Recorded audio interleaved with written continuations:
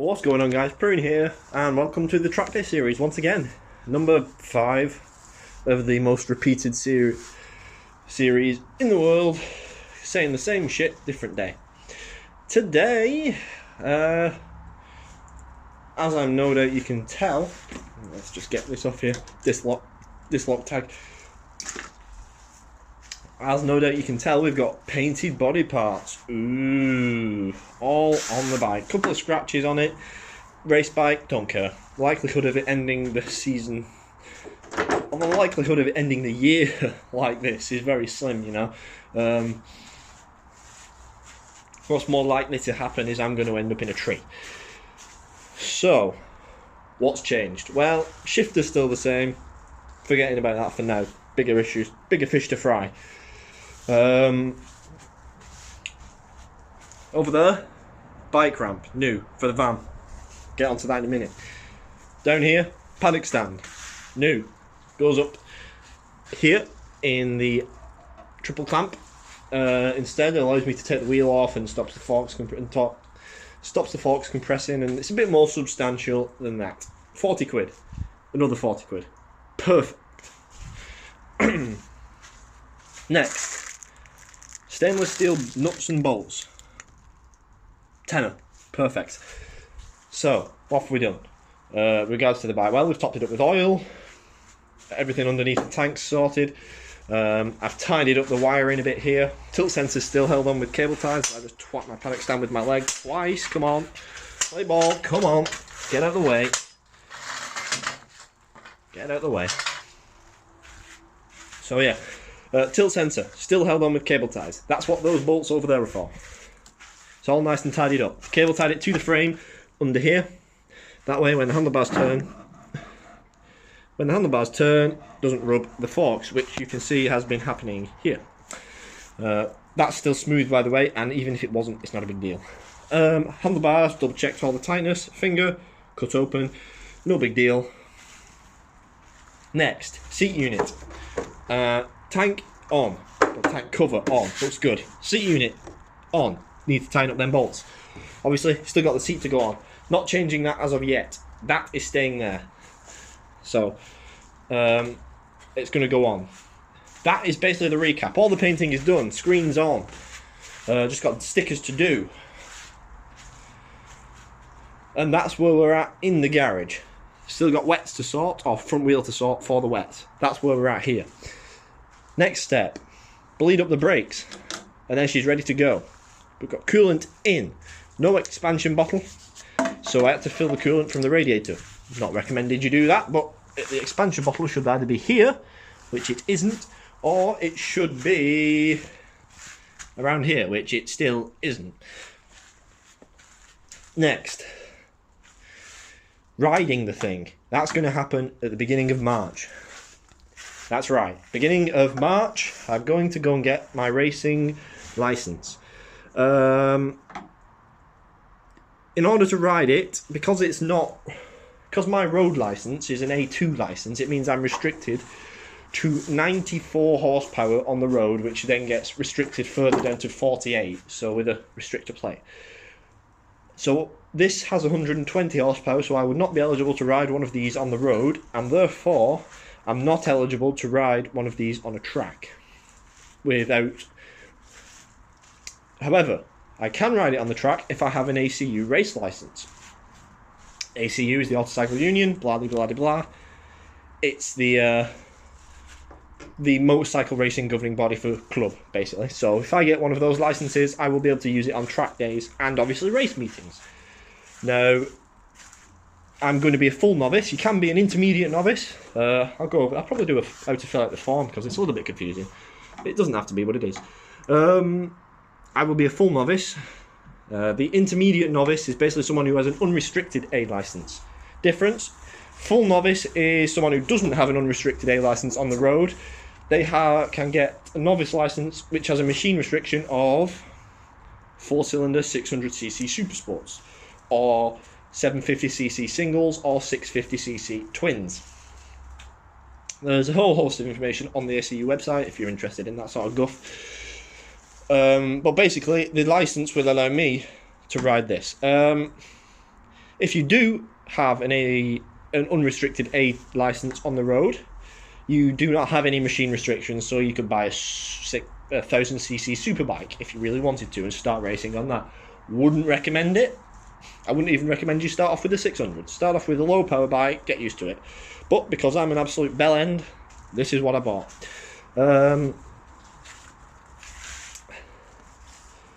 So ACU license is the thing to do. I'm doing that at one of my local clubs at Darley Moor.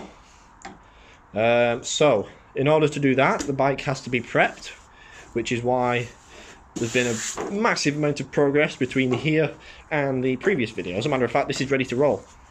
The only thing I do need to sort out is the tyres, because I don't know what the weather's going to be like. Don't have a front wheel, and I can't change the tyres on the rims there, so I'm probably just going to get a cheap set of road tyres that can work in all weather conditions. That's the probable plan anyway. In terms of kit, I've got everything I need. I've got a set of Frank Thomas leathers, they're brand new. Got a set of Alpine Stars boots, Alpine Stars gloves, got a Bell helmet. Back protector is over there somewhere. I'm going to borrow my dad's, it fits fine. Bike sorted. Paddock stands sorted. Ramp sorted. Van. Don't have a van as of yet. I am going to be renting one from Sixt. Now, a bit of an issue with that is I'm only 21. So there was a very limited amount of companies that I could rent from. So Sixt do it as 21. It's expensive as a 21-year-old. Like, it goes up by about 100 quid for renting a van for 2 days of transit. So that it's certainly added a bit onto the price. So it's coming to about 200 quid just to rent the van. I should hopefully have some ratchet straps in here. If I do not, then I might have to go get some. There are some ratchet straps in there. I'll have to have a bit of a fiddle around in there. So yeah, the van's about 200 quid for 2 days. Transit, it's more than big enough.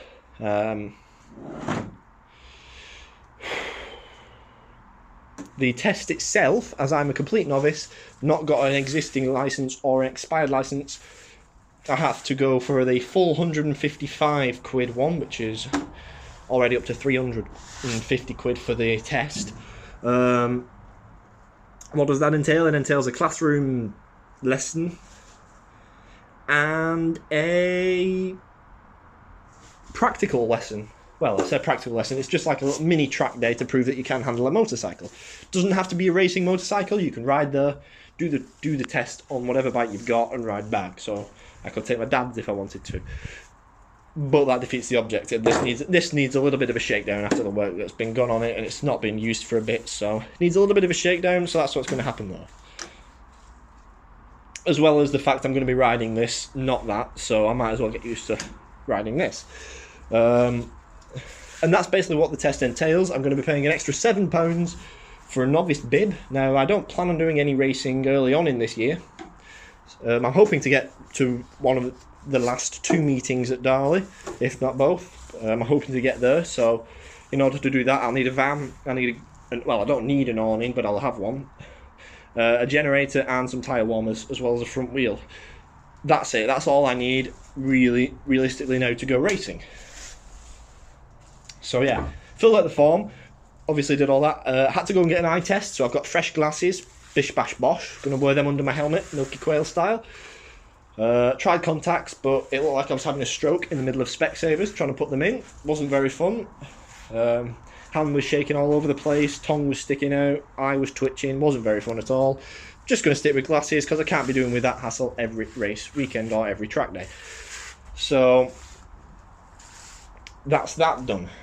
And that brings us pretty much onto where we are today. Things that still need to be done. Obviously, this tilt sensor here is going to be mounted with those bolts over there. That one there. Other things that need to be done. These little fairing mounts here, they need to be bashed forward a little bit.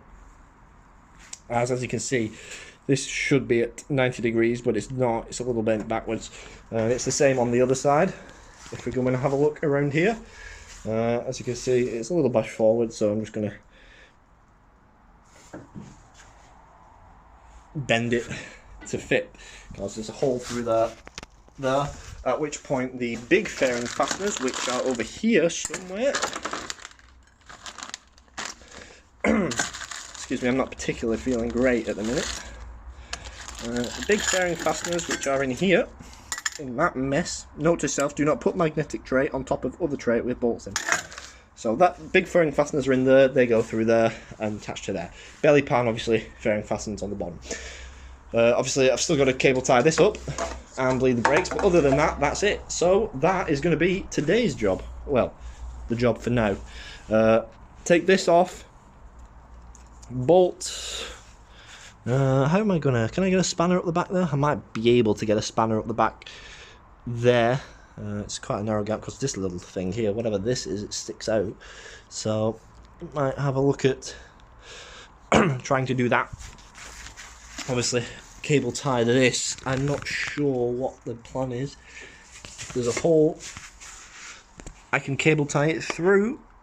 Not sure there is, but it's going to be going about there anyway. So. And then fairings on, bike is done. Obviously I've got to run it, double check the oil level, all that guff, and well, bleed the brakes, but that's the job for next weekend. And then the bike's done. Got the leathers, got everything I need, I'm done, I'm ready to roll. I do need to get a GoPro, which I'm hoping to put here. I'll tell you what I've not done, I've not shown the repairs I made. So if you remember, there was a bit of a hole here, I just used filler. Bit of a hole around here. It's not a perfect paint job. If I just, as you can see, if I come on zoom camera, it's not a perfect paint job. It's only done with Halford's spray tins, and to be honest, it doesn't need to be anything else. It's like I say, a race bike. So that's basically it. So yeah, GoPro on the back there, or in this little area on the tank here. That is us sorted to go riding. Basically, we are going to be riding it in March. The 6th is the test, so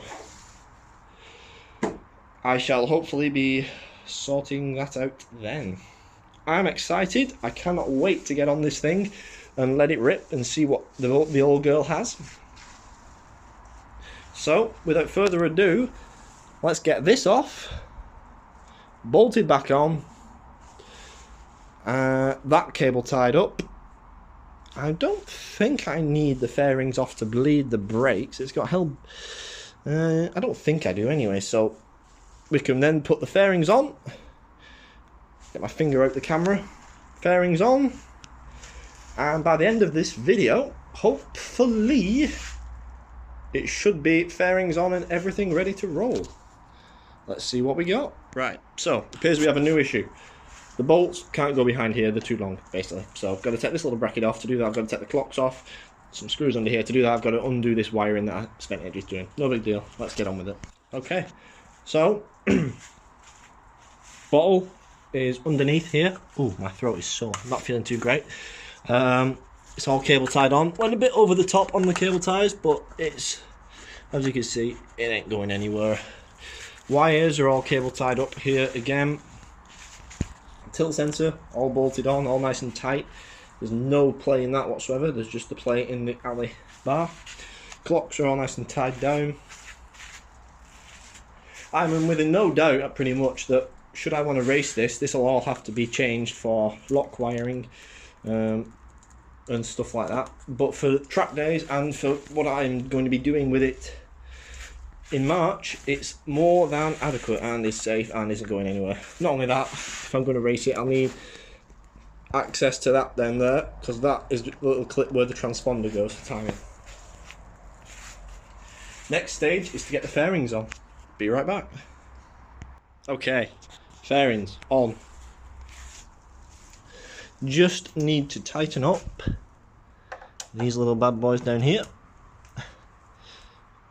Secure the seat unit a little bit more. That's that tight. It's that tight. It's that tight. Final one down here. Difficult with one hand, finger in the way, but that's that tight. So it should normally come up at the back, which it does. Now that's going to stop obviously when we get the seat on, but we're not putting the seat on until the battery is in. Battery isn't going in yet, but that's the bike. stripe and all. Pleased with it. Still got to get some grey vinyl to cover up the join. A couple of little things I've noticed. First of all, obviously, the fairing doesn't quite fit. I mean, it's a track bike, it's been knackered. So the fairing isn't quite a good fit. Obviously, an aftermarket fairing, not even a pre-cut one. It's an aftermarket one, and obviously things might not be exactly straight. Second, the stand. As you can see, I've got this piece of tow here. That's because the stand actually hits the bottom of the fairing. Now it's secure. It's lifting on the pin at the back. However, I'm going to have to sort something about that. So, but well, I don't know. It's a little interesting little idiosyncrasy. So for now, what I'm going to do is just take it off the stand. Don't need it on. Might as well, if prevent any damage whatsoever. I'm not going to be I don't even think I'll be taking it with me to my ACU test, to be honest with you. But there she is. Everything appears tight. All the screens on. Everything's looking lovely. And I absolutely cannot wait to ride it. I should be able to, if I turn that full left, I might be able to get the master cylinder here without taking the fairing off. In fact, I could probably take off this bolt here like that, then turn it and take out that screw just to bleed it up and fill it up. So, but yeah. Steering is actually, I thought the bars here would hit the top of the fairing, but they don't appear to. They get close. But if I do that, they get close, but as you can see, they don't quite hit. There is a nut down there that does hit. I don't know if you can see that. That does hit, but that doesn't. If I get to that sort of steering angle when I'm out on track, that hitting the tank is going to be the least of my problems. The bigger problem will be how long my hospital stay is going to be. So that's what that is. The final bit to do, which will be after the ACU test, is number boards. Going to be running whatever number I can get, hopefully 93, but we'll see. So yeah, that is the bike, and that is done. And I am ready to roll. Gotta tidy up my stuff this weekend, because that's just an unacceptable work area. But that's this weekend's job. As I don't know if you can tell, but I'm not feeling great. So we're all ready to roll. Bring on the license test and the track days and the GoPro, which I shall be looking into, and possibly a quick shifter, which I shall also be looking into. Anyway, Prune out. Bye.